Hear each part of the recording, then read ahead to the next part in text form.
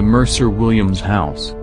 One of the most mysterious homes, here in Savannah, Georgia, is the Mercer Williams House. The Mercer Williams House is reportedly haunted by many of the people who were affected by the tragedies which have occurred at the house over the years. The most famous ghost seen in this haunted Savannah home is the ghost of Jim Williams. Jim Williams are the eccentric antique dealer's dealer, who was also the main character in the famous book, Midnight in the Garden of Good and Evil. Jim Williams spent a number of years inside of the house. Many of Savannah's best parties were held inside of the Mercer Williams house.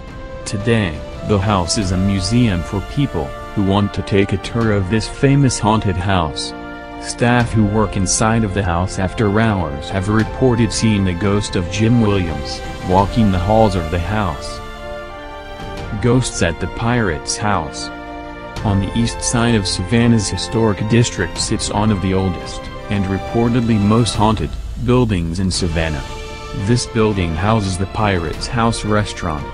For many years, ghost stories have been told around Savannah regarding all of the hauntings which take place at the Pirate's House restaurant. The building which houses the Pirate's House is over 250 years old. This lends to a lot of history, and a lot of leftover ghostly energy.